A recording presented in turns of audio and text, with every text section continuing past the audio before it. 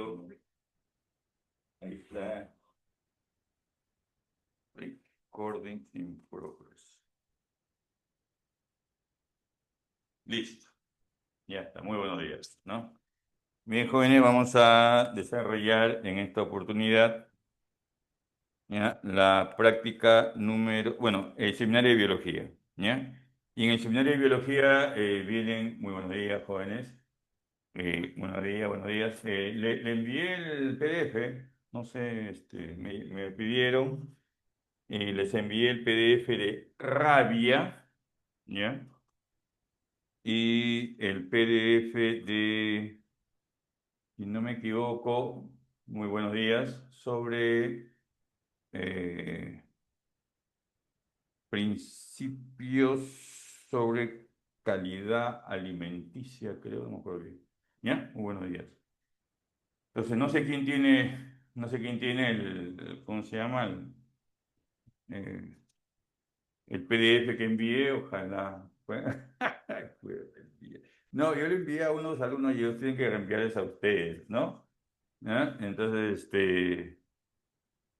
pero yo les dije, a ver, los que quieren, les di ¿no? ¿Cómo pueden pedírmelo? Y bueno, ¿no? Cualquier cosita ya me hacen acordar al final, ¿ya? Por favor. Armando Martínez. ¿Eh? Bien, un gustazo, muchacha, ¿ya? Un gustazo con todos ustedes. Vamos a ver entonces el seminario de biología. Hoy día estamos 6 de septiembre. ¿Eh? 6 de septiembre. Vamos a ver acá, seminario.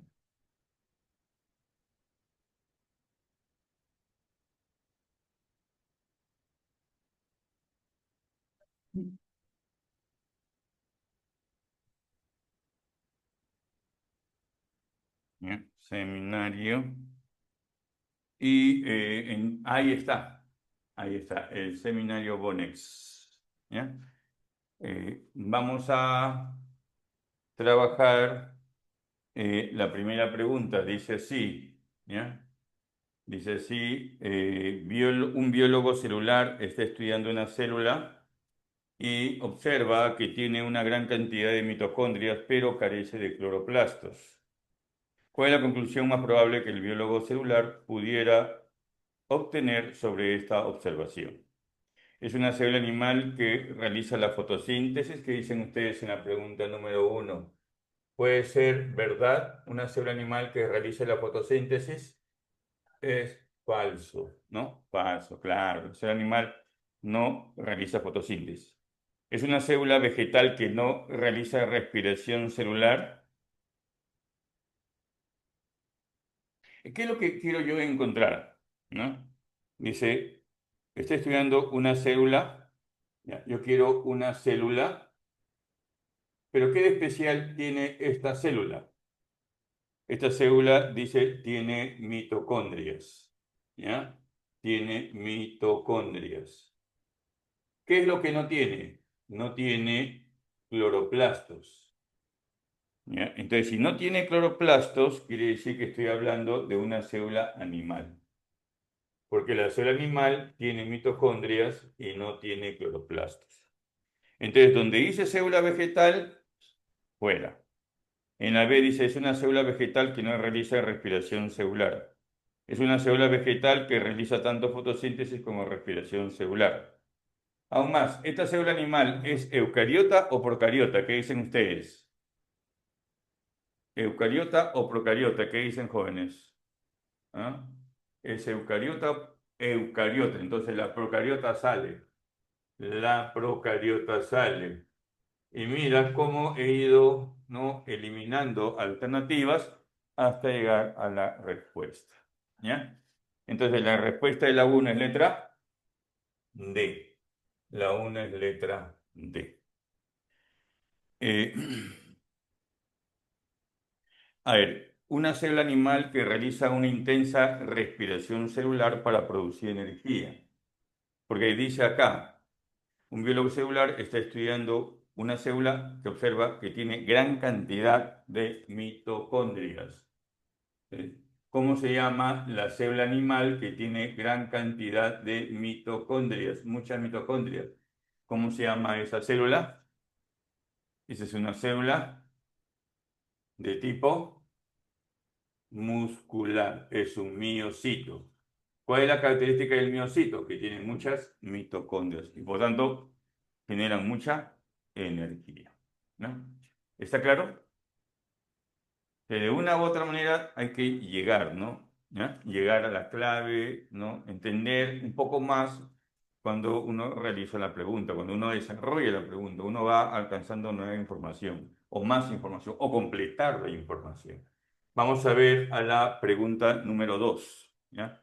Pregunta número 2. ¿Sabes cuál es la clave de ustedes?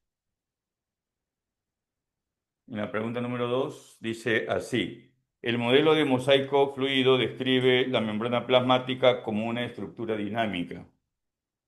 ¿Cuáles son los componentes principales de la membrana que permiten su fluidez y le confieren su característica de barrera selectiva respectivamente? El tema es la pregunta número 2. Muy bien, ahí me dicen pregunta C.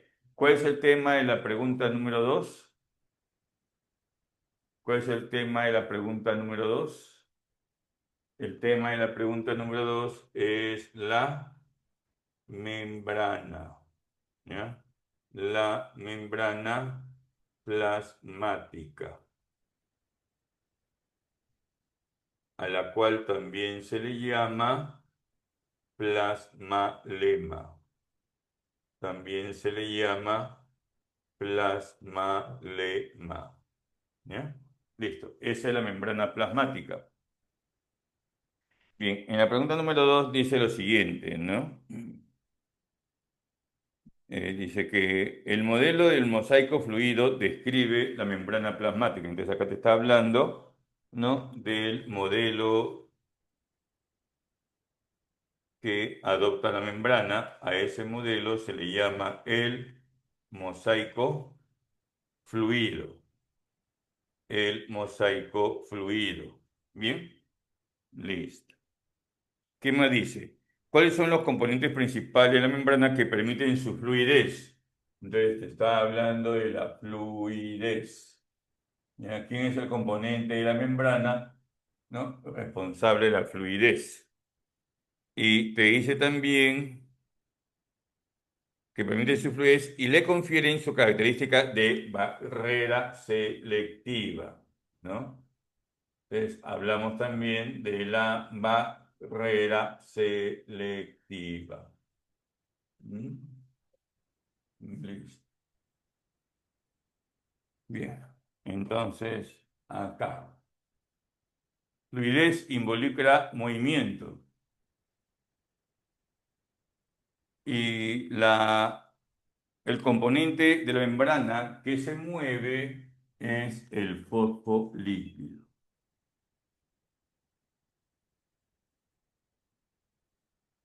¿Ya?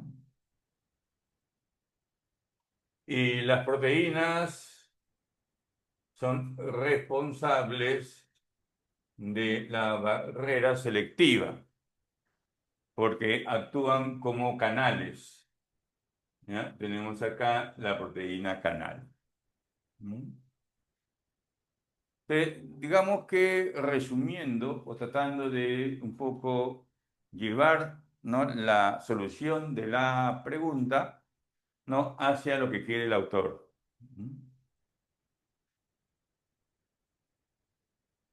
Ahora, la pregunta sería, ¿por qué, profe, usted dice que el fosfolípido es responsable de la fluidez? Porque el fosfolípido se mueve. En primer lugar, tiene un movimiento lateral. ¿Por qué tiene un movimiento lateral? Por un ácido graso. Este ácido graso se mueve. ¿Mm? Este ácido graso se mueve. Entonces, cuando este ácido graso se mueve, entonces este fosfolípido empuja a este fosfolípido hacia este lado. Y este fosfolípido empuja a este fosfolípido hacia el lado contrario. Entonces, ese movimiento, debido a los ácidos grasos, a este ácido graso, a este ácido graso insaturado, el otro no se mueve porque es ácido graso saturado, debido a este ácido graso insaturado se produce el movimiento. ¿Qué tipo de movimiento ves acá? Movimiento de tipo lateral. Pues acá estamos viendo un movimiento de tipo lateral y por eso hablamos de fluidez. Un movimiento de tipo lateral. Entonces, al moverse, al empujarse, deja un espacio para el ingreso de sustancias. ¿Y por qué decimos que las proteínas canales son barreras selectivas? ¿Bien? Porque en el caso de la proteína canal, tiene un canal, pero no para cualquier ion. Por eso tenemos la proteína canal de alto voltaje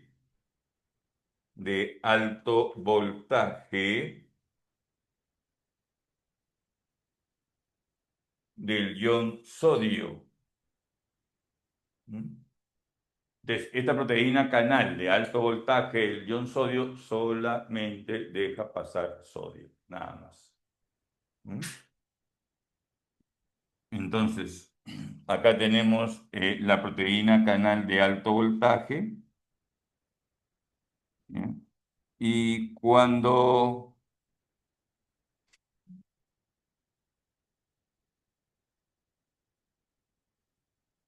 hace ingresar el ion sodio, vamos a ponerlo acá,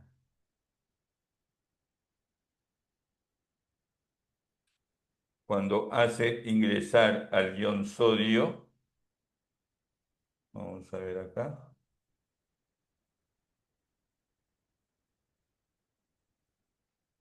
y ahí está.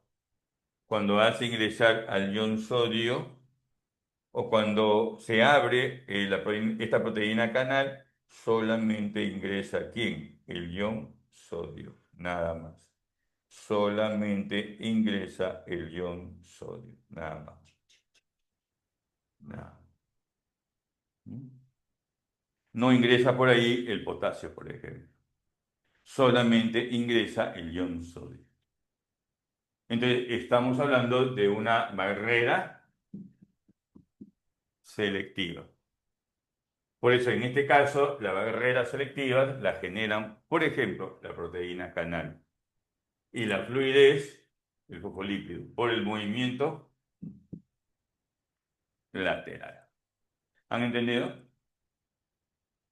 Esa es la explicación de la pregunta 2. Es cierto, perfecto, ¿no? Ustedes son excelentes hallando la respuesta y yo los felicito. Ya los felicito, ¿no? Aún más, le doy todos los éxitos para el día sábado, domingo, este sábado que viene y domingo son los dos primeros exámenes de San Marcos, ¿no? Entonces les deseo todos los éxitos, muchachos, ¿ya? Pero lo que me compete a mí es, en todo caso, fundamental, ¿no? ¿Por qué, digamos, esa es la respuesta? ¿Ya? Listo, muchachos, ¿ya? Muy bien, vamos a ver acá la pregunta número 2, la clave C, la pregunta número 3, ¿ya? Vamos a entrar a la pregunta número 3. Pregunta número 3. ¿Ya? Vamos a ver. Pregunta número 3. Me dicen respuesta C. Muy bien. ¿Ya? Respuesta C. ¿Ya? Pregunta 3. Respuesta C. Dice así. Una célula necesita introducir grandes cantidades de sodio. ¿Qué tipo de transporte utilizará la célula para captar el sodio? Ya, yo te digo una pregunta. Mira este gráfico que está acá. ¿Ya? Esta es una proteína y al costado, ¿quiénes están? al costado están los fosfolípidos. Acá también, ¿no? Acá están los fosfolípidos. Acá están los fosfolípidos. ¿Sí? Ya. Ahora, mira acá. Esta es la membrana. Esta es la membrana.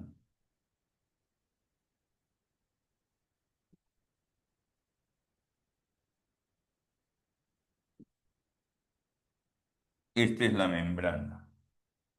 Ujú. Ya. Hacia afuera, acá está el medio extracelular.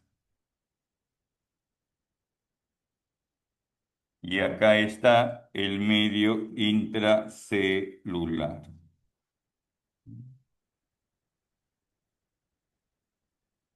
Pregunto, ¿qué está haciendo el sodio? ¿Está ingresando o está saliendo de la célula? Mm.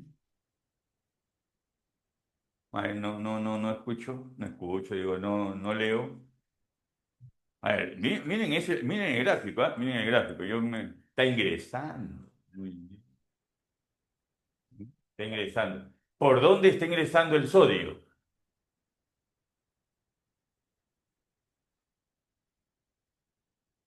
¿Por dónde está ingresando por una proteína? ¿Cómo se llama la proteína? La proteína canal de alto voltaje para el ion sodio. Esta es la proteína. ¿No? Ustedes me han dado respuesta C. Y si ustedes leen la respuesta C, ¿qué dice? Transporte activo mediante bombeo. Ya. Entonces, este tipo de transporte es activo o pasivo. Este de acá es pasivo.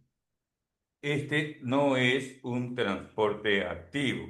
El sodio ingresa, el sodio ingresa a la célula por transporte pasivo. ¿Qué tipo de transporte pasivo? Porque hay dos tipos de transporte pasivo, difusión simple y difusión facilitada. ¿Por qué tipo de transporte facilitada? Porque está utilizando la proteína para ingresar. El transporte pasivo facilitado. Pero ustedes me han dado como respuesta letra C. Y en la letra C dice lo siguiente, en la letra C dice lo siguiente, transporte activo mediante bombeo. Entonces, no, pues, si me está diciendo la pregunta, una célula necesita introducir, quiere decir que está ingresando cantidades de sodio, grandes cantidades de sodio. Entonces, no voy a utilizar el transporte activo. ¿Qué voy a utilizar? El transporte pasivo. ¿Y qué transporte pasivo? El transporte pasivo facilitado. ¿Ven? Listo. ¿Cuál es la clave entonces de la respuesta número 3? La letra B, muy bien. Difusión facilitada sin gasto de energía. ¿Eh? Clave la 3, borramos la C, ponemos la B. ¿Ya? Ponemos la B. ¿Mm? Ahora vamos a ver la número 4. ¿Ya? Vamos a ver la número 4. El gráfico de la 3 está acá, ¿no? Vamos a ir a la pregunta número 4. ¿A qué hora es este ingeniero? ¿La clase hasta qué hora es? 11:20. ¿Eh? Estamos bien, ¿no? Ahorita son las 10:10. 10:10, sobrado, ¿ya? Sobrado, ¿ya? Listo, nadie nos para, muchachos, nadie nos para. Vamos a ver, la número 4, ¿ya? ¿Qué han marcado en la pregunta número 4? Creo que por ahí, ¿ya? Por ahí está, sí. Fátima dice B, Adriana también. Ya, muy bien, Fátima y Adriana, la letra B. Vamos a ver, ¿no? Adriana, Karen, Kiara, Karen, muy bien, ¿ya? Listo, vamos a ver acá, la 4. Dice, la resistencia de las bacterias a los antibióticos es un problema de salud pública mundial. ¿Ya? Imagínense usted, ¿no? Resistencia de las bacterias a los antibióticos. ¿Es peligroso ese, digamos, ese asunto? ¿No? ¿Es peligroso que las bacterias generen? Sí. ¿Por qué? Porque entonces el antibiótico ya no le va a hacer efecto. ¿Mm?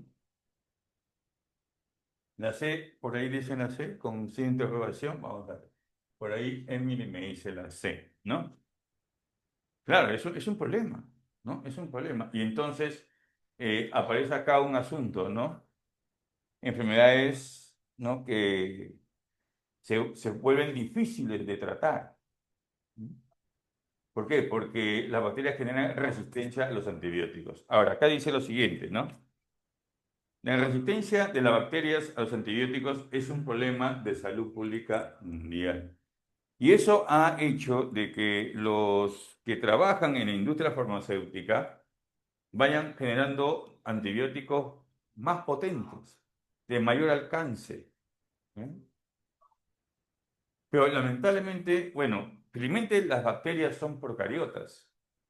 Entonces, la idea también es que, no sé quién quiere ser farmacéutico o químico farmacéutico, la idea es que ese antibiótico no afecte la salud del hombre.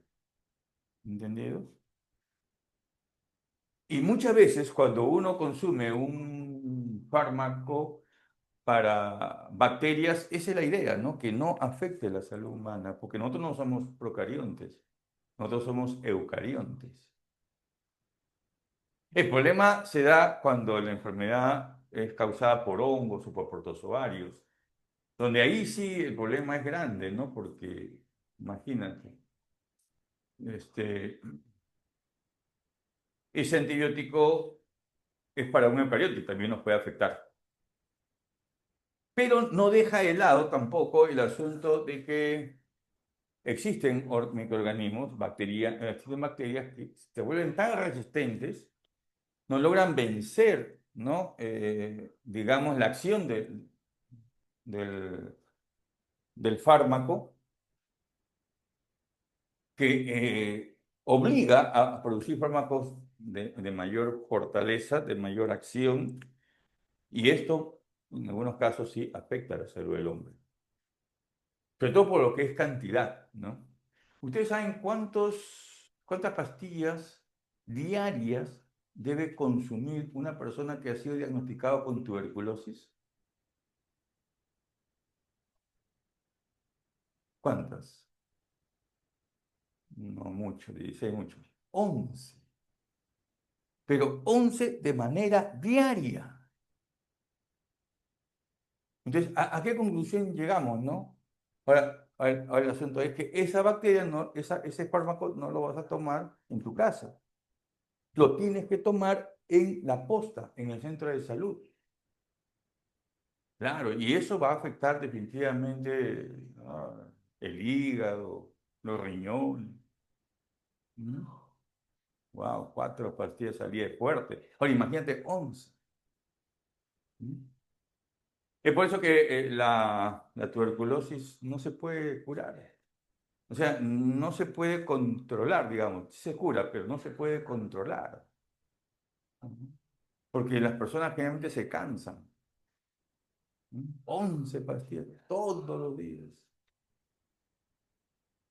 Abandonan el tratamiento y provocan que las bacterias, en este caso de la tuberculosis, se fortalezcan. ¿Mm?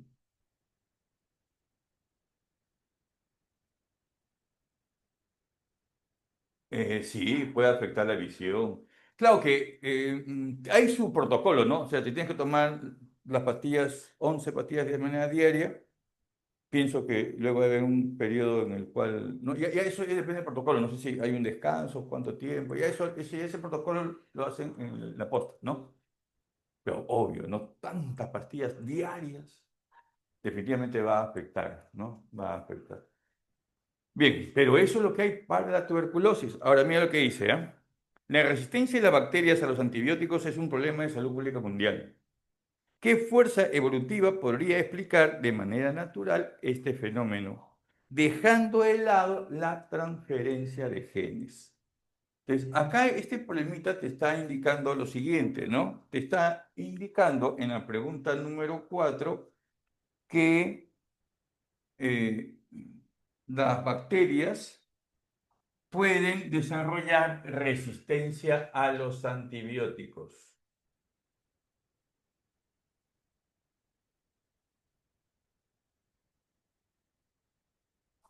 Resistencia bacteriana a los antibióticos. Resistencia bacteriana a los antibióticos. Miren ustedes ahí. Resistencia bacteriana a los antibióticos. Y esta resistencia microbiana o bacteriana a los antibióticos, ¿no? Se da principalmente porque debe haber, ¿no?, variabilidad genética.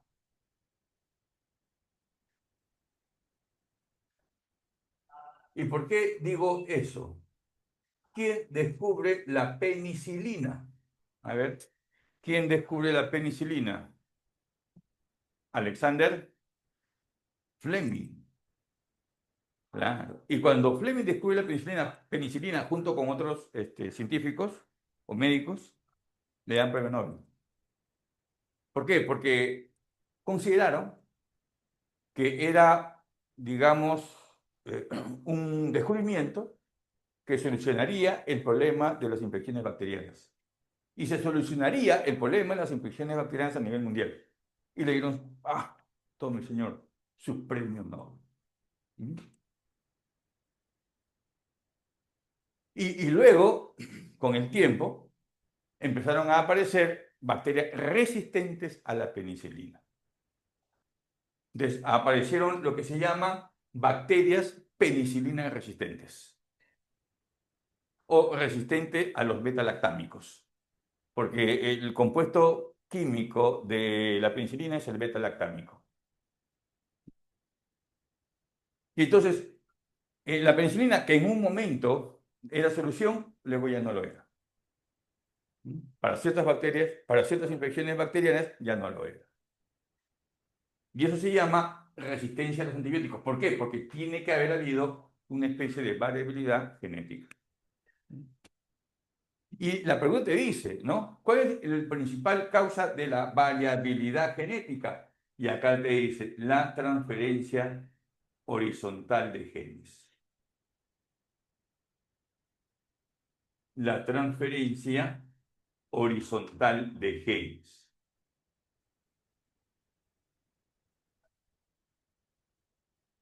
En donde una bacteria, digamos esta bacteria, ¿no?, resistente a la penicilina, le va a pasar su gen a esta bacteria que es sensible a la penicilina. Entonces yo tengo acá una bacteria resistente a la penicilina, penicilina resistente.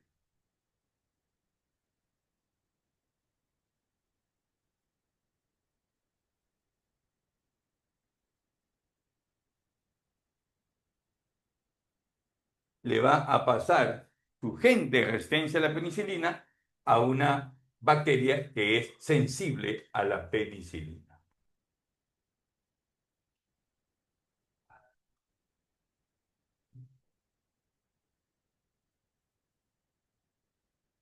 ¿Esta es una forma de reproducción? No, no es una forma de reproducción, pero sí es una forma de variabilidad genética.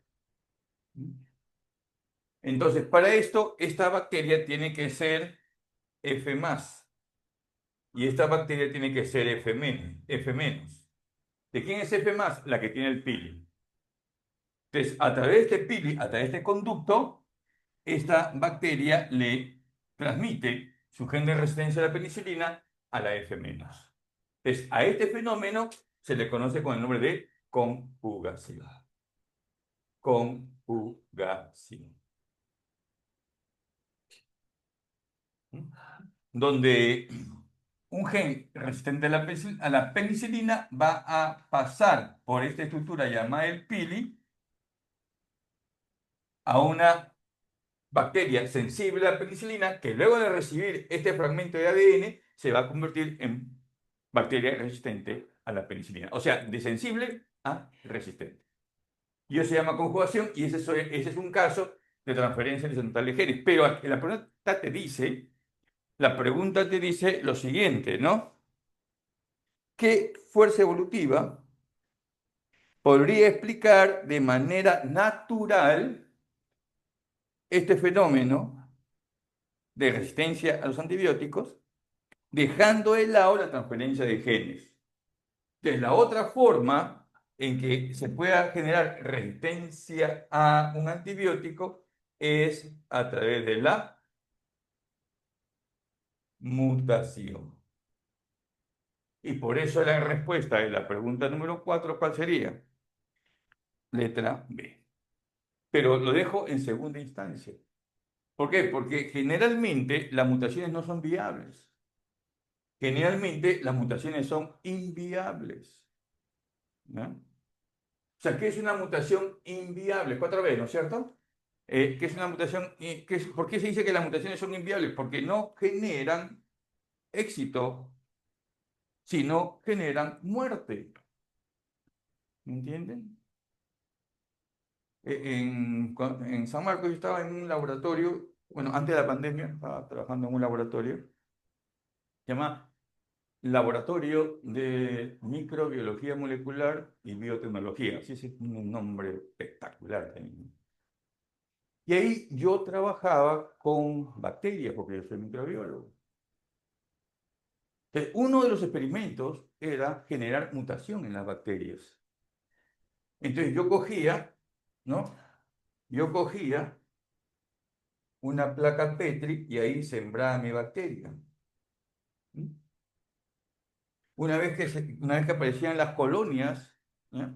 O antes, perdón, en el sembrado nomás, yo siembro mi bacteria, yo siembro, acá hay un medio llamado agar, pues ahí siembro mi bacteria y luego la llevo a la cabina UV. Luego llevo a la cabina donde hay luz ultravioleta. Es una cabina especial, ¿ya? De vidrio, donde hay aire de adentro hacia afuera. De tal manera que no hay peligro de contaminación. Entonces, es una altura más o menos de este tamaño y ahí está el fluorescente. Siempre apagado, ¿no? Entonces, cuando quiero utilizarlo, ahí hay un interruptor, lo prendo y sale la luz ultravioleta. Pero la luz ultravioleta es cancerígena para nosotros, hay que tener mucho cuidado. Entonces, ¿qué me dice la teoría? Que esa luz UV, para que pueda afectar a las bacterias, tiene que estar a un máximo de 15 centímetros. Entonces la pongo en un banquito, ¿no? Mido ahí 15 centímetros, ¿no? Menos si es posible, ya 12, ¿no? De tal manera que la luz UV sí le caiga, ¿no? A las bacterias de manera directa. Porque la placa es así, ¿no? Una tapa. Entonces yo le saco la tapa y entonces le va a caer de frente, ¿no? La luz UV. Y lo dejo. Me voy, por supuesto, ¿no? Porque si no me voy a volver yo solo. Entonces, boom, me voy. ¿No? Me voy, ¿no? Y luego de 15 minutos, 20 minutos, llego otra vez, ¿no? Apago, apago. Ahora sí, toco mandil, ¿no? Y guantes, todos, ¿no? ¿No? O sea, llego, ¿no? Y tapo la tapa. Y la envuelvo con papel platino. Y la llevo a la incubadora. ¿No? ¿Por qué con papel platino? Porque si yo la dejo así, expuesta, ¿sí? O sea, las mutaciones, digamos, la bacteria tiene capacidad de modificar, o sea, anular esa mutación. Entonces, en la oscuridad ya no puede hacerlo. Entonces, ¡pum! Lo oscurezco. La meto a la incubadora. Si es una célula humana, 37 grados centígrados, ahí apunta. ¿no? 24 horas, ya está, ¿no? Crecen rápido, ¿eh? Bueno, ya, llego al día siguiente, saco, ¿no? La placa, abro, porque está en papel platino, abro y no han crecido. O sea, lo que hace en normal, que crecen en normal, acá no crece. Por ahí una que otra. La demás que ha pasado, ha muerto. Que la luz UV las mata. ¿Mm? Pero esas que han crecido son mutantes. ¿Mm? Por eso, en segundo lugar, en la variabilidad genética se incluye la mutación. ¿Por qué? Porque las mutaciones generalmente son inviables. Se volvieron, mutaron, no se volvieron inmunes, mutaron, cambiaron ¿qué? Sus genes, hubo un cambio en el gen, ¿no? Y se sabe cuál es el cambio, ¿ah? Se produce dímero de timina. O sea, si por ejemplo, luego de la uveada, así se llama, uveada, solamente crece una colonia, acá hay millones de bacterias, ¿no?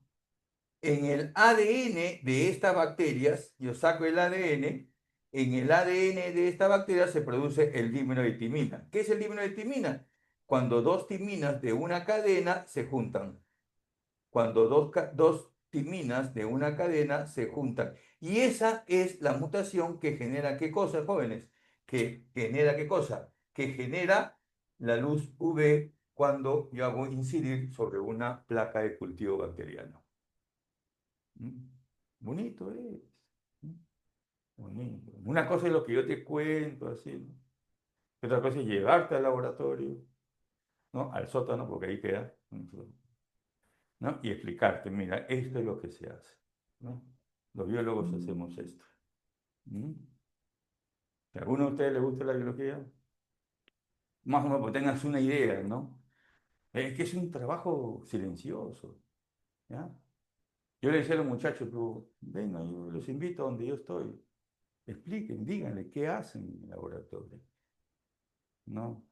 Pero bueno, ya he regresado otra vez, pero ya no estoy en la ciudad, ahora estoy en San Fernando, ¿no? Pero ahí en la ciudad donde yo hacía ese tipo de trabajo. En el otro lado enseño, ¿no? ¿No?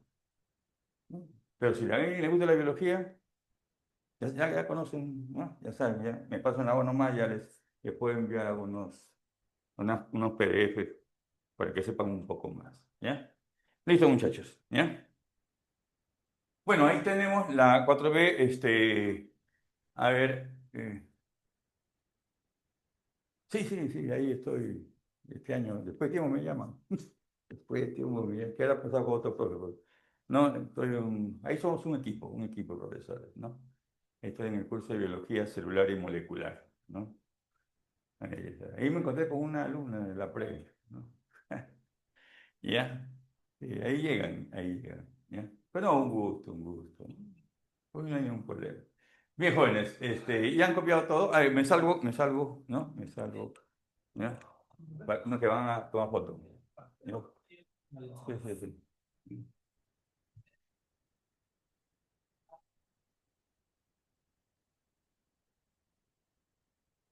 Pero no toman, ¿no? De repente ya no, no van a tomar fotos. Si no toman fotos, ahí está, muy bien. ¿Ya? Listo, muchachos, ¿ya? Más bien envíen al grupo. Usted tiene un grupo, creo. Yo envié 2 PDF, ¿ya? A ver si envían al grupo los PDF que yo les he enviado. Ya, ya, ya. O le voy a enviar acá a Juan Carlos. Juan Carlos, te amo. ¿Ya? Andrés,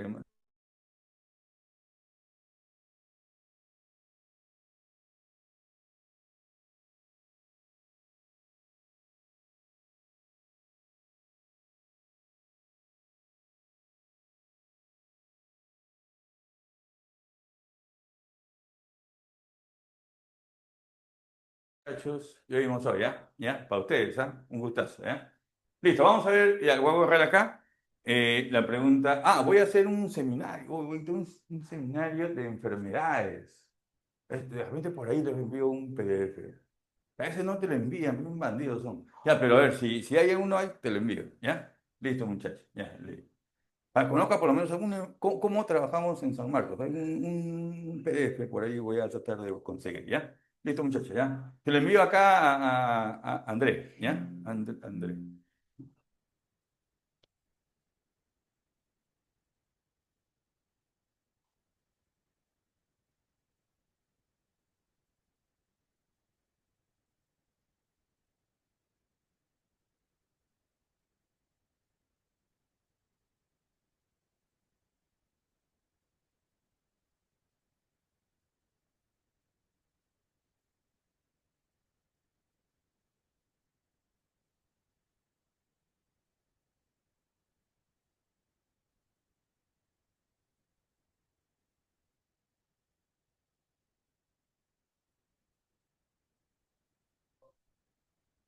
Pregunta número 5, ¿ya?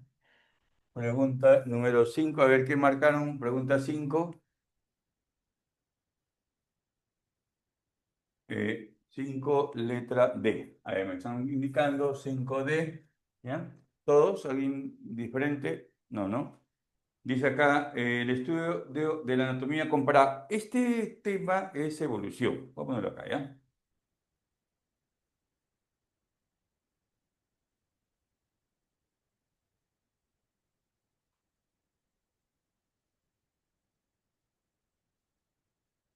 Este tema es evolución.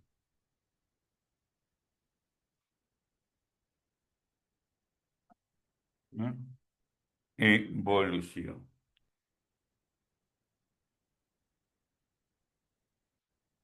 Listo. Vamos a ver algunos aspectos, nada más, ¿ya? Dice acá en la pregunta número 5, dice, el estudio de la anatomía comparada muestra que las extremidades anteriores de un murciélago, un delfín y el ser humano tienen una estructura ósea fundamentalmente similar, ¿ya? Entonces, dentro de la evolución vamos a hablar de la anatomía comparada.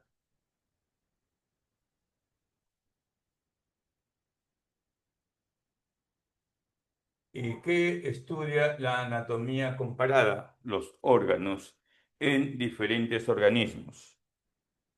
Y dentro de la anatomía comparada, ¿ya? Dentro de la anatomía comparada, generalmente se estudian tres tipos de órganos: los órganos homólogos, los órganos análogos y los órganos vestigiales, ¿ya?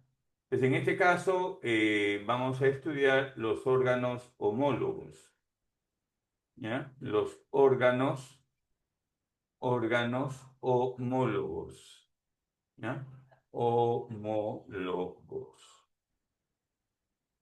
Vamos a hablar acerca de órganos homólogos, ¿ya? Vamos a hablar de órganos homólogos. Y en este caso, estamos hablando de las extremidades anteriores, ¿ya?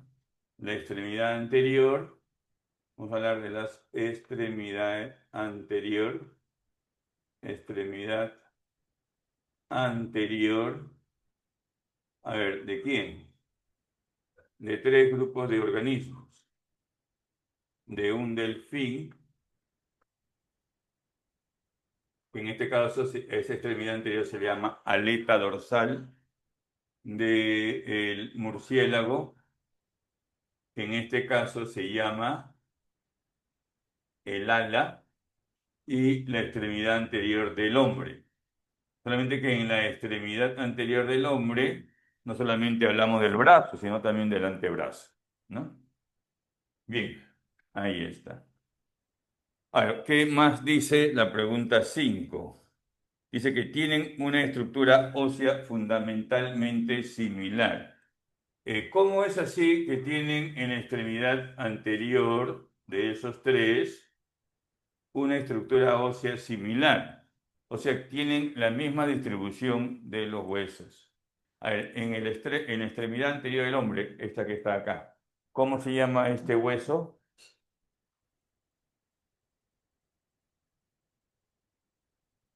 Nada, los hinchas de la U. U, húmero. ¿Ya? En el brazo, entonces, el ser humano presenta este hueso, el húmero. A ver, en el antebrazo, a ver, jóvenes. ¿Me escucha? ¿Cómo se llama este? Miren, miren, miren, acá está. ¿Cómo se llama este hueso? Nadie. Radio. ¿Ya? Ra- radio. Pregunto, ¿cómo se llama este hueso que está acá? Cúbito.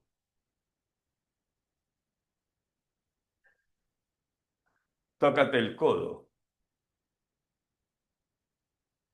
¿Sí? El codo, ¿no?, es el hueso del número, del radio o del cúbito. Ahí, ¿qué dicen ustedes? ¿Ah? El codo, este que está acá, es una estructura ósea del húmero, radio o cúbito. ¿Hay quien me responde? ¿Eh? Del cúbito, muy bien. ¿Ya? Es una prolongación del cúbito. ¿Ya? Muy bien. ¿Cómo se llama estos huesos de la muñeca? Carpo. ¿Cómo se llaman los huesos de la palma de tu mano? Metacarpo. ¿Cómo se llaman los huesos de los dedos? Falanges. Ah, ya, eso sí, ¿no? Muy bien. Ahora, esta estructura ósea, jóvenes, se repite en la extremidad anterior del delfín, o sea, la aleta del delfín y en el ala del murciélago. La diferencia es tamaño, grosor, cantidad de huesos falanges o de carpo, pero esta estructura ósea se repite. Esos son órganos homólogos. ¿Ya? Ahora, dice acá la pregunta 5, dice, ¿qué tipo de evidencia de la evolución representa esta similitud y qué sugiere? Hemos dicho que son homologías, ¿ya? Pero todos los individuos que comparten órganos homólogos tienen una característica particular. Ah, ya, vamos a ver eso, ¿ya? Todos aquellos organismos que, dice acá Emily, me escribe, creo que usted también lo lee, ¿no? Porque cómo se relacionaba eso con convergencia y divergencia. Vamos a ver eso, ya ahorita. Le decía, todos los organismos que comparten órganos homólogos tienen una característica. ¿Cuál es esa característica? Comparten o descienden del mismo antecesor, ¿ah? Del mismo antecesor común. Entonces, en los libros de biología, ¿ya?, yo te hablo esto, ¿no? Porque es lo que los libros de biología publican. ¿Mm? Papel es enseñarte lo que dicen los libros de ciencia, ¿no? O en todo caso las investigaciones científicas. Entonces, ¿qué es lo que se plantea, no? Que estos tres organismos, a ver, el delfín, el murciélago y el ser humano descienden del mismo antecesor. ¿Mm? Descienden del mismo antecesor. ¿Mm? O sea, a partir de acá se forman, ¿no? Es lo que dice, ¿no?, esta teoría. ¿Mm? Entonces, en conclusión, todos los organismos, ¿no?, que comparten órganos homólogos presentan un mismo antecesor. ¿Mm? ¿Han entendido? Ahora, viene acá. ¿Cómo se llama este tipo de evolución? ¿Cómo se llama a este tipo de evolución? Esta evolución se llama divergente. Esta es la evolución divergente. Quisiera hablar más, pero siempre el tiempo me quita, ¿no? Me quita tiempo. Pero bueno, esa es la idea, ¿no? El tiempo me quita tiempo. El tiempo me quita tiempo. Está bien, ¿eh? Ya, ahí está. ¿Han entendido? Mm. Ahora, en la evolución divergente, ¿ya? En la evolución divergente, ¿no?, estos organismos ocupan diferente hábitat. El delfín el acuático, el murciélago, como vuela, el aéreo, y el hombre, el terrestre. O sea, ocupan diferentes hábitats. ¿Ya? Ocupan diferentes hábitats. ¿No? Entonces, en la evolución divergente, uno, se da solo en organismos que comparten órganos homólogos. Y tercero, se da, ¿no? ¿No? En organismos que van ocupando diferentes ambientes. Esa es la característica de los organismos que evolucionan de manera divergente. Ahora, no sé quién me preguntó sobre convergencia. La convergencia, ya no es parte de la pregunta de acá, pero en la convergencia, dos diferentes organismos ingresan a un mismo ambiente y desarrollan órganos análogos. En cambio, en la divergencia, un organismo antecesor, vamos a poner este organismo antecesor, empieza a ir a diferentes ambientes, ¿ya? Y van desarrollando diferentes tipos de organismos. ¿Qué tienen en común? Que poseen órganos homólogos. Entonces, a este tipo de evolución se le llama evolución divergente. ¿Mm? Más o menos una idea, ¿ya?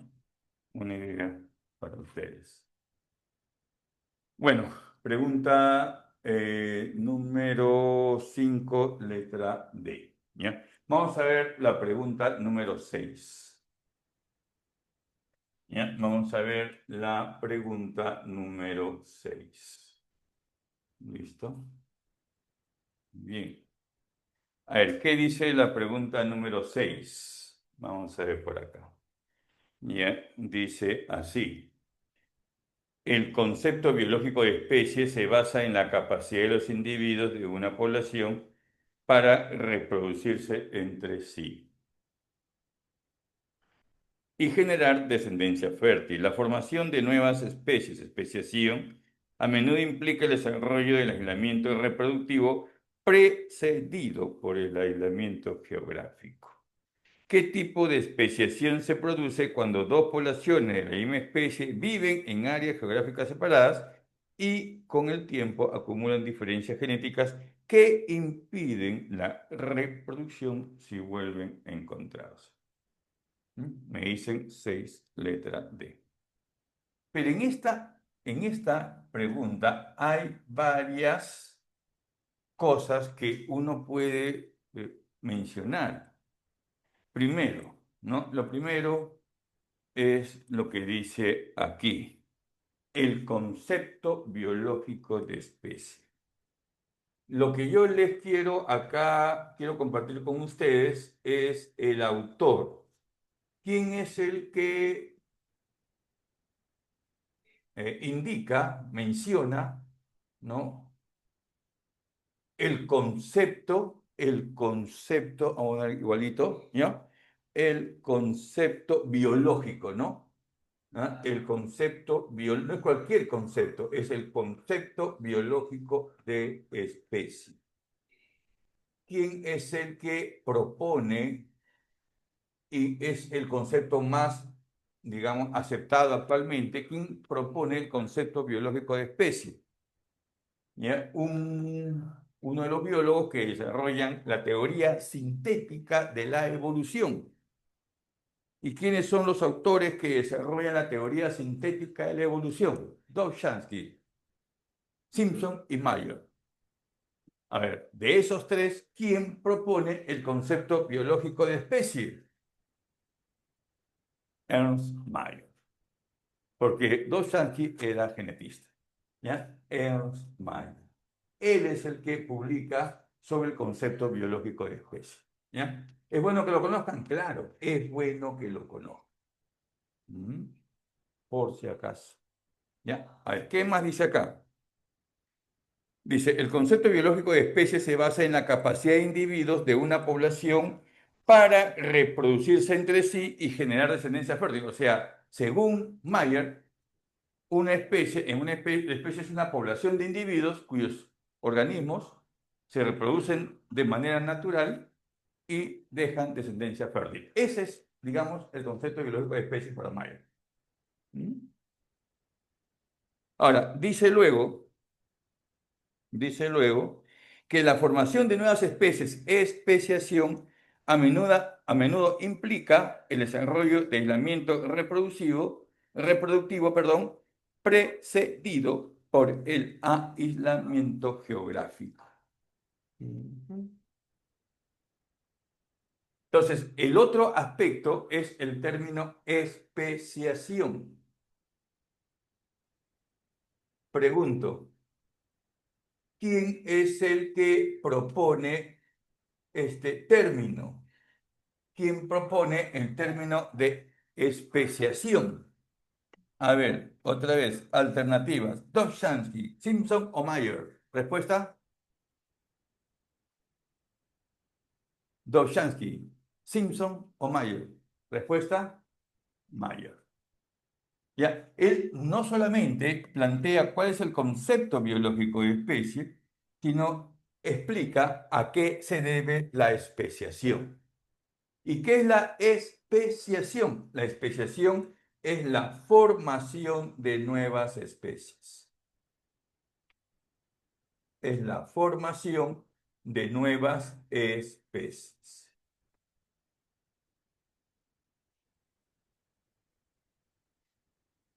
Y entonces Mayer señala cuáles son los factores que generan la especiación. A ver, ¿y cuáles son los factores que generan la especiación? ¿Cuáles son los factores que generan la especiación?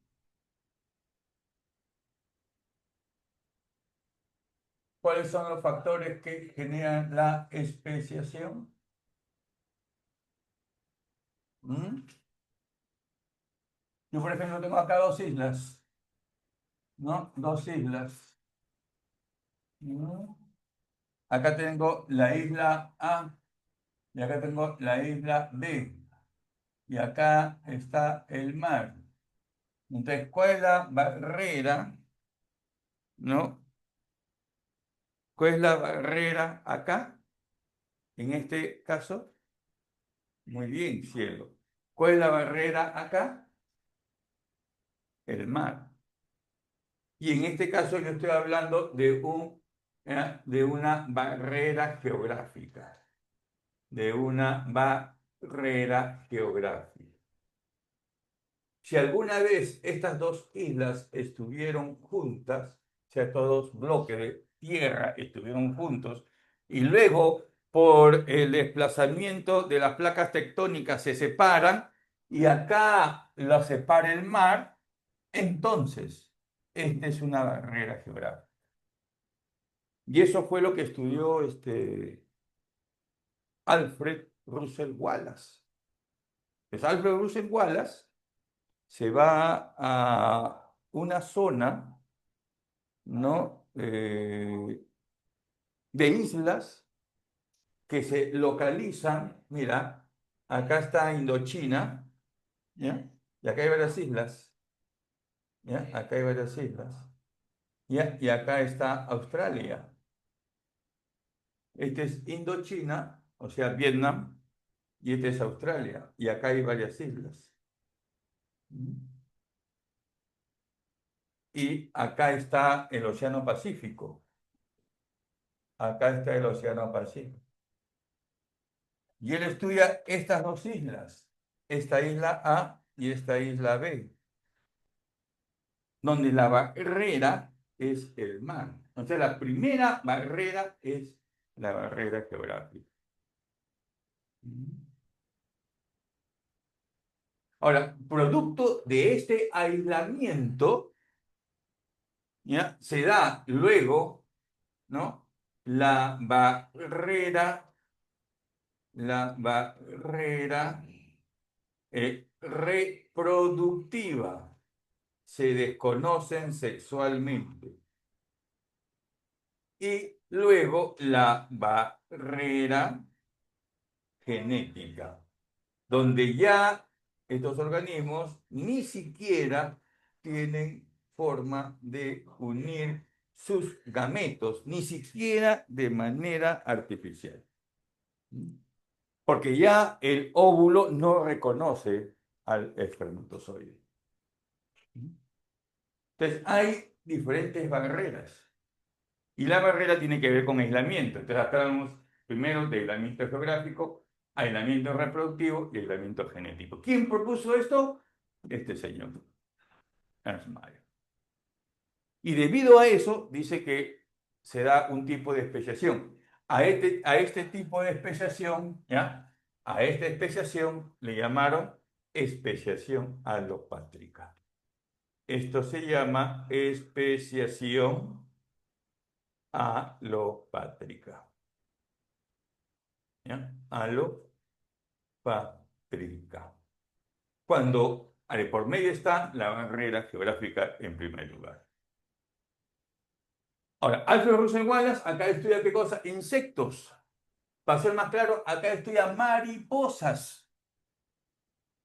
Y descubre que esta mariposa y estas mariposas son similares,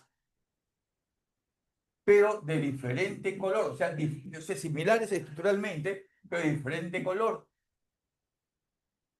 De tal manera que ya no se reconocían sexualmente.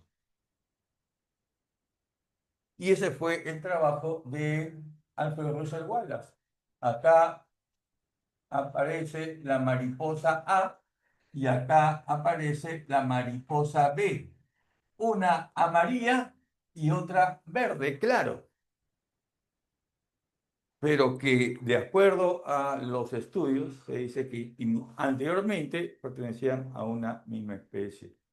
Y que luego por la barrera geográfica se aislaron reproductivamente y finalmente formaron dos nuevas especies. Eso se llama especiación alopátrica. Claro, él lo usa como referencia en su planteamiento porque él era evolucionista. Lo que pasa es que mientras Dobzhansky trabajaba con la parte de genética, con Drosophila melanogaster, Ernst Mayr hablaba de la especiación. ¿Me entiendes? Entonces, cuando uno estudia la evolución, uno tiene que tener en cuenta esos detalles y tener mucho cuidado de quién propone tal o cual propuesta evolutiva. ¿Mm? Si bien es cierto, Mayer y Dobzhansky ambos son impulsores de la teoría sintética, dentro de la teoría sintética cada uno realiza sus propios estudios de acuerdo a su especialidad. ¿Bien? Muy bien, jóvenes. ¿Ya? ¿Está claro? Entonces, esa es la respuesta de la pregunta número 6. ¿Ya? A ver, le dejo para que ustedes puedan tomar fotito. Quizás con el tiempo, podrían reproducirse otra vez, pero habría que otra vez volverlos a juntar. ¿Quién sabe? A ver, tomen una foto. ¿Y acá qué pasó? Ya no hay. ¿Ah?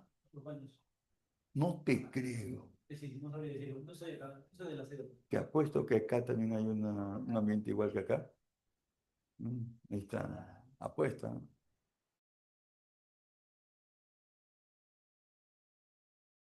Muy bien, ya está. Ya está. Le gané la apuesta al Cordia. Ya está, listo. Ya, listo, listo. Vamos a ver, ¿ya? Voy a borrar, ya, voy a borrar. Ahí está.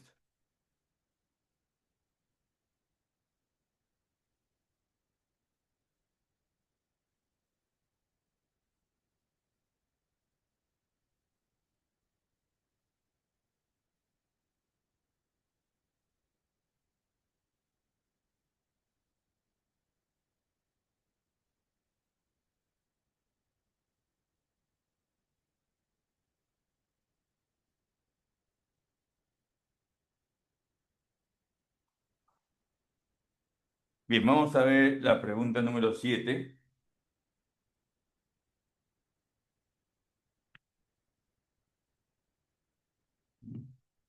Vamos a ver la pregunta número 7. ¿Ya?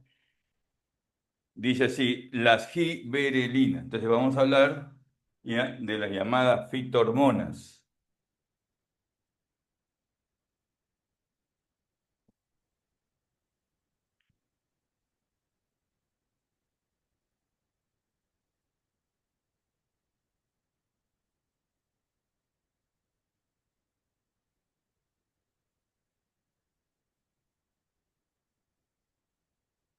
Ya, vamos a hablar de las llamadas fitohormonas, ¿ya? Fitohormonas. Dice así, las gibrelinas son fitohormonas principalmente estimulantes. Junto con otras estimulantes, actúan en varios procesos de desarrollo. Ajá. Te vamos a hablar de la giberelina, ¿ya? La hormona giberelina,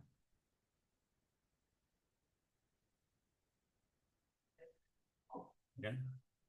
También llamado, también llamado ácido giberélico.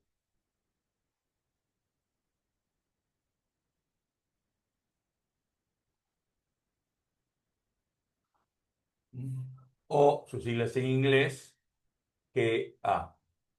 ¿Ya? Y hay varios tipos de ácido giberélico, el uno, el 2 y el 3, siendo el más importante el 3. Entonces, ahí habla de GA3. Esa es la hormona que vamos a estudiar. Pero acá dice algo interesante, ¿no? Dice que junto con otras son las giberelinas son fitohormonas principalmente estimulantes. ¿Estimulantes de qué? Estimulantes del crecimiento. ¿Ya? Entonces, las giberelinas, ¿no? Es responsable del crecimiento de la planta. Del crecimiento de la planta. Pero dice algo interesante, junto con otros estimulantes. Dice, actúan en varios procesos de desarrollo. En este caso solamente vamos a hablar de crecimiento. Ahora, la giberelina, ¿m? ¿Trabaja con quién? Ajá, me dicen 7D. Ya, 7D. Las giberelinas trabajan con qué otras hormonas para el crecimiento.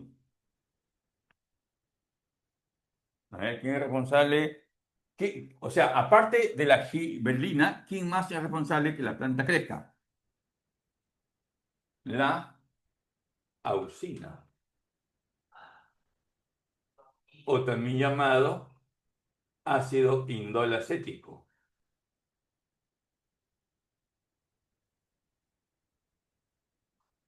o también sus siglas en inglés, IAA.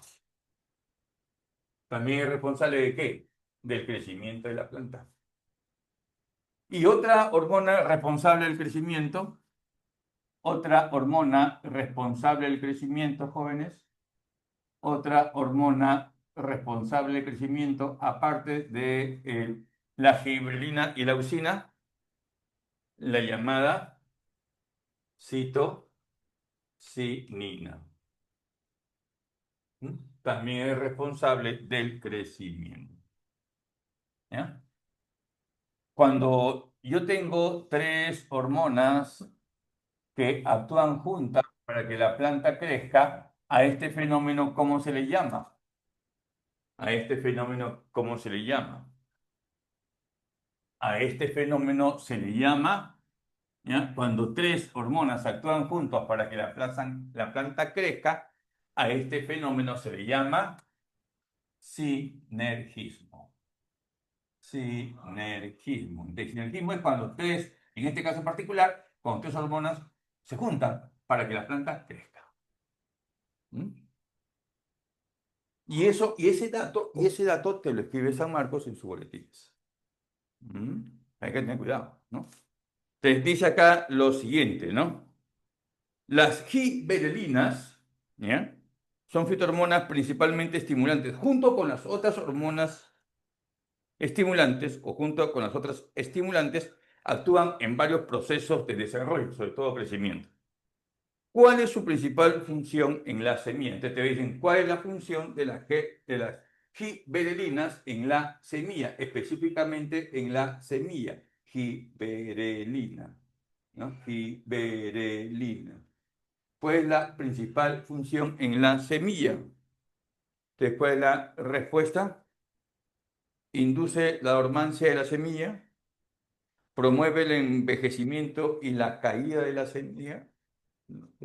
Ahí está mal, ¿no? Porque la caída, la semilla en el suelo. O al menos, bueno, que se caiga, ¿no? Bueno, puede ser, ¿no? ¿Cuándo se cae la semilla? Ahí está, ahí está. ¿Cuándo se cae la semilla? Ahí está. ¿Cuándo se cae la semilla, muchachos? Ahí está ya, ¿no? ¿Ah? ¿Nadie? ¿Nunca han visto cómo la semilla se cae? ¿Los he sorprendido? Cuando el fruto se cae, ¿no? Cuando el fruto se cae, la semilla se cae. En verdad es, en verdad, cuando el fruto se cae, ¿no? Yo decía cuando el fruto se cae. ¿Mm? Ya está. ¿Y quién induce y quién se cae? Porque está maduro. Entonces, primero madura y luego ¡pum! Se cae, ¿no? Y cuando madura, cambia de color. ¿Mm? ¿De qué color se vuelve el fruto cuando... ¿De qué color se vuelve un fruto que está maduro?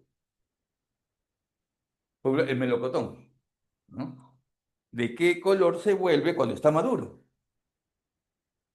Ya, bueno, pero antes es negro pardo, pues, ¿no? Pardo, ¿no? Pardo, pardo, ¿no? Entonces, estamos hablando, ¿no? Que el fruto primero se vuelve maduro, ¿ya? Eso se llama pardeamiento del fruto. Pardeamiento del fruto, ¿no? Por ejemplo, ¿de qué color se vuelve el pardeamiento del fruto? ¿De qué color se vuelve el plátano cuando ya está madurando?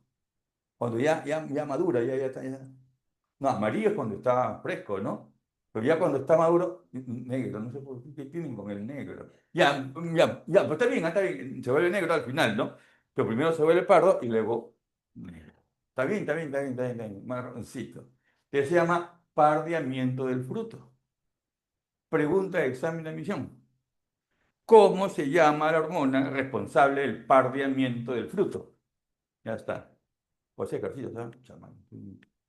Etileno, muy bien, etileno.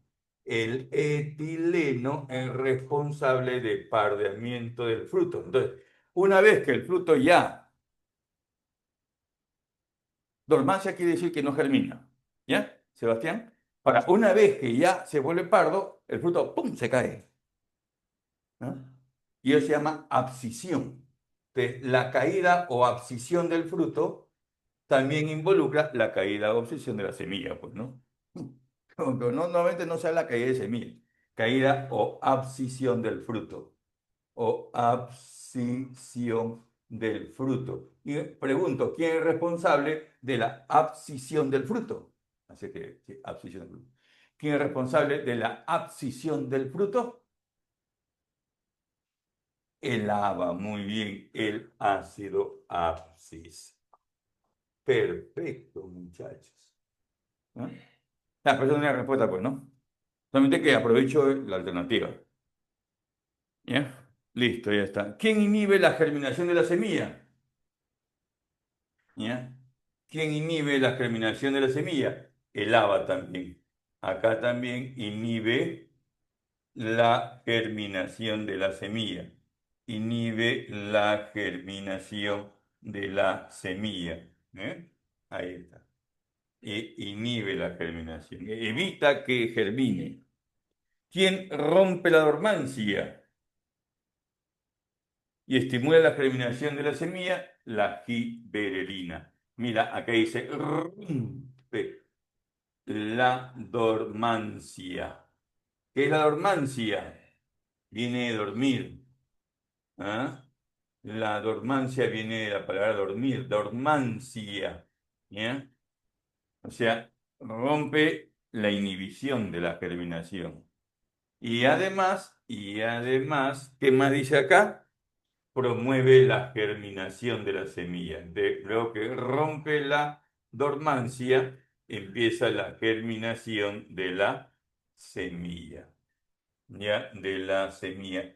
Y otra función que acá no está indicado, pero lo tengo que poner, es que es responsable del alargamiento del tallo, del alargamiento del tallo. ¿Ah? Del tallo y ese crecimiento. Y también es responsable de la floración, ¿ya? Que las flores desarrollen, ¿m? Florezcan, la floración. Y ahí tú tienes, ¿ya? Y ahí tú tienes cuatro características importantes de la giberelina, ¿ya? principalmente, y ahí hay una más, y la otra es, ¿ya? Porque eso de romper la dormancia y la germinación de la semilla prácticamente van de la mano. Esto sería uno, ahí rompe la dormancia y germina la semilla, y el cuarto sería abre los estomas. Abre los estomas. ¿Mm? Y esta, por ejemplo, podría ser una pregunta de San Carlos. ¿Ya? Listo.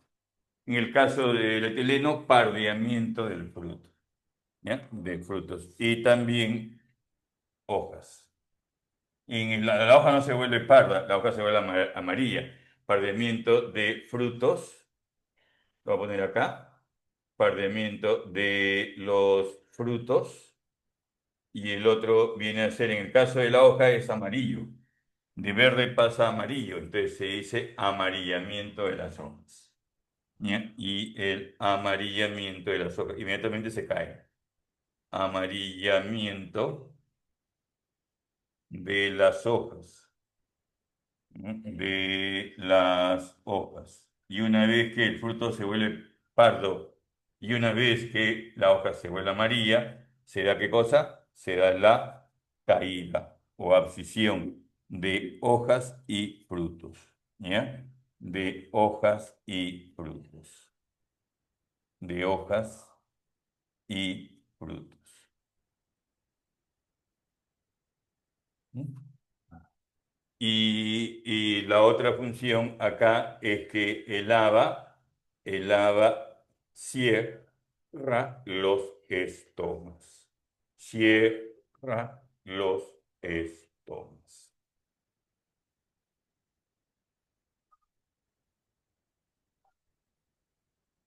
Ya está. ¿Mm? Pero ahí tienes una gama, ¿no? De respuestas. Si es que, si es que te viene una pregunta de examen de admisión. ¿Ya?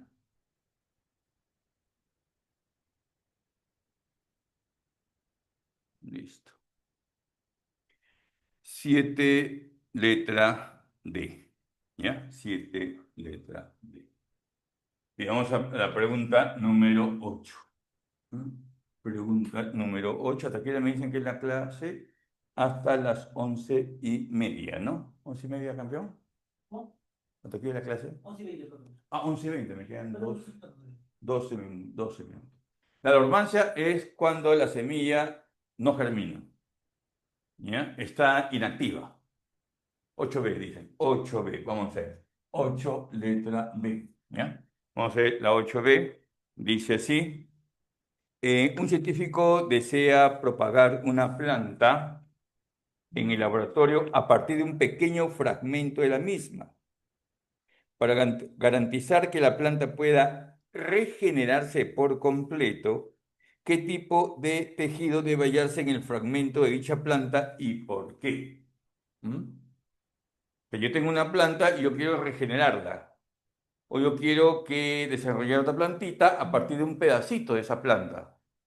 Entonces, ¿qué parte de la planta debo yo utilizar? Me dicen B. B. Entonces, a ver, primero, ya, tiene que haber tejido meristemático. Muy bien. ¿Por qué? Porque el tejido meristemático es mitogénico. O sea, acá lo que yo les estoy enseñando es el término técnico-científico que se utiliza. El tejido meristemático es mitogénico. ¿Qué cosa quiere decir mitogénico? Que continuamente está haciendo mitosis. Es decir, continuamente se están dividiendo las células. Ahora, yo les hago una pregunta. ¿Dónde, en qué zonas de la planta hay abundante tejido meristemático? ¿En qué zona de las plantas hay abundante tejido meristemático? ¿En qué parte del tallo? ¿En qué parte de la raíz? En la puntita del tallo. Y eso se llama en las yemas del tallo. En las yemas del tallo, ahí hay abundante tejido meristemático. Entonces yo puedo coger una yema, ¿no? Cultivarla y debo desarrollar una plantita. Y lo otro es en la punta de la raíz. Y la punta de la raíz se llama la copia. Entonces, en estas dos zonas, ¿ya? y yo puedo hacer en la copia, ¿no? En la raíz. En estas dos zonas, ¿ya? En estas dos zonas yo puedo desarrollar nuevas plantitas. En San Marcos había un trabajo, no entré, no, estoy estudiante todavía, ¿no? Pero había un trabajo para cultivo de papa y utilizaban las yemas, ¿ya? Y las cultivaban en un medio de agar, el mismo que yo utilizo para bacterias. Te colocaban ahí, ¿no? Las yemitas, y de esa yemita crecía una nueva plantita. ¿Y por qué? Porque en esa yemita hay abundante, ¿qué cosa? Tejido meristemático. ¿Ya? Listo, muy bien. La respuesta de la 8 es letra B. ¿Ya? Letra B. Vamos a ver la pregunta número 9. ¿Ya? Vamos a ver la pregunta número 9. ¿Qué dicen jóvenes? Pregunta 9. La 9, letra B. ¿Ya? Y en este caso, un tema importante dentro de San Marcos es tejidos vegetales, hormonas y tejidos vegetales. ¿Ya? Y acá dice lo siguiente, el xilema y el floema son los dos tipos de tejidos vasculares. ¿Mm? Entonces vamos a hablar ahora ya no de tejido meristemático, sino de tejido vascular.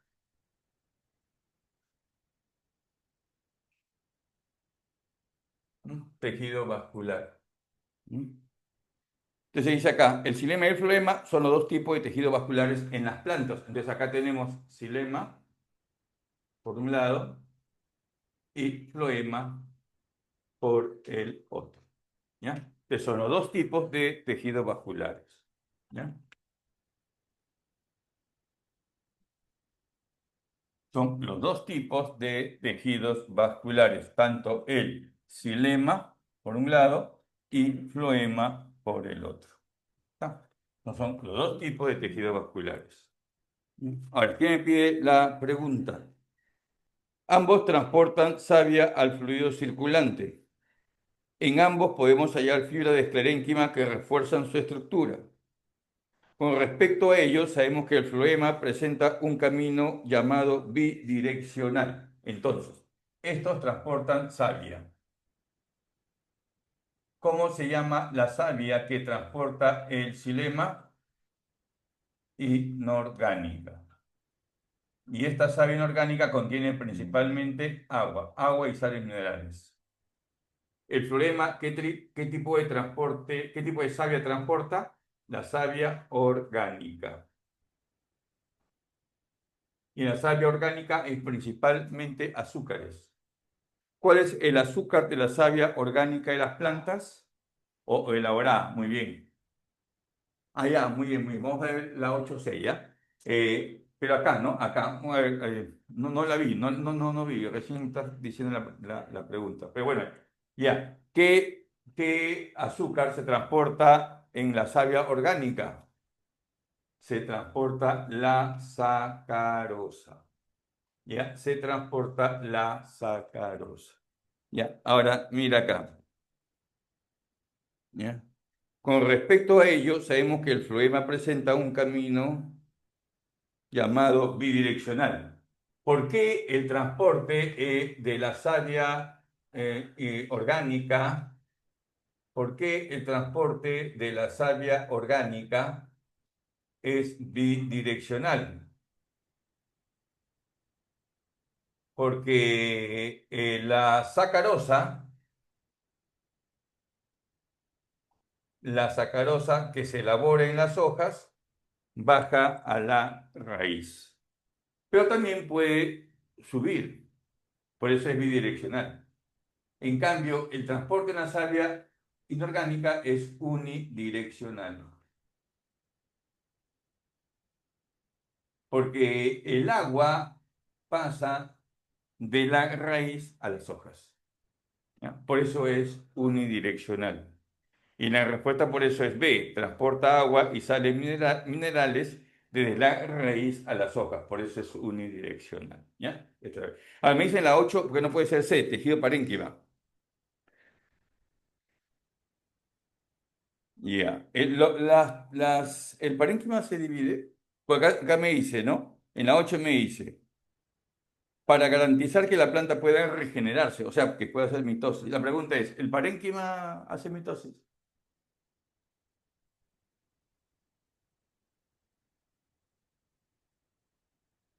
¿Tienen idea? El parénquima sí puede hacer mitosis, ¿ya?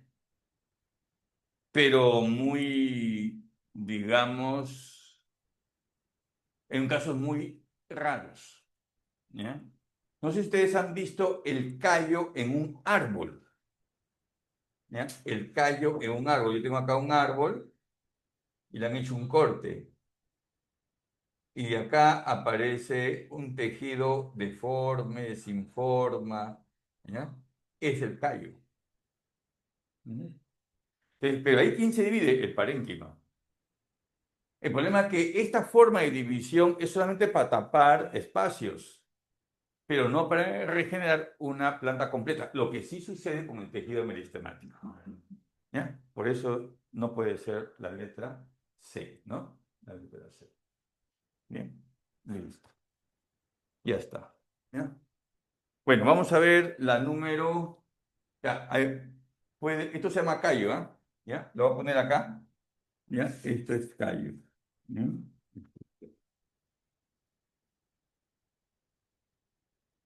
Este es el tronco de un árbol, le han hecho un tajo y este es el callo. ¿Mm? Bien, a ver, copien.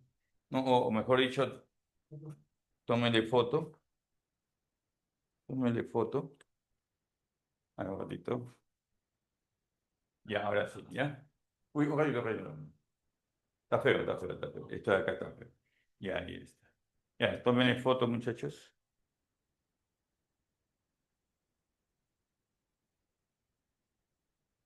Ya, perfecto. ¿Ya? Perfecto. Listo, muchachos, ¿ya? Bien, bueno, ya lamentablemente, ¿no? El tiempo no ganó, pero, a ver, la número 10, ¿ya?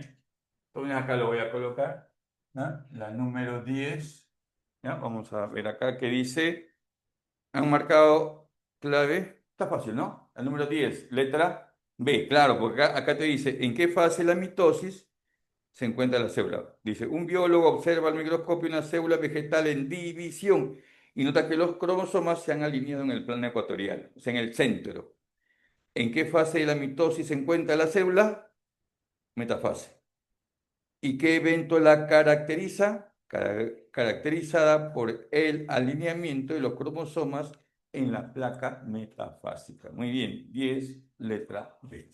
¿Ya? 10, letra B. Entonces, acá yo tengo una célula vegetal, ¿no? Esta es una célula vegetal y si se está dividiendo, entonces acá se hallan los cromosomas en el ecuador. Este alineamiento se llama la placa ecuatorial, ¿no? Entonces, esa es la placa ecuatorial y está en metafase. La placa ecuatorial, y entonces esta célula está en metafase. Para los que todavía no eh, conocen muy bien este asunto, es que les estoy dibujando. ¿Ya? Listo, vamos a ver la número 11. A ver, la número 11, ¿qué dice acá? A ver, ¿qué clave han marcado? La 11. Uy, ya, sí, ya terminó la hora. La 11, letra C. Muy bien, 11C. La 12, a ver, la 12, letra A, profase 1, paquiteno. La 13, letra C. La 14, letra C. Y la 15, esa es la fórmula general de la fotosíntesis. La letra B, aunque no está balanceada, ¿ya? Si es balanceada sería 6 aguas, 6 CO2 más 6 aguas, da una glucosa más 6 moléculas de oxígeno. Bien, listo muchachos, un gustazo haber estado con ustedes. Nos estamos viendo, ¿no? Éxitos.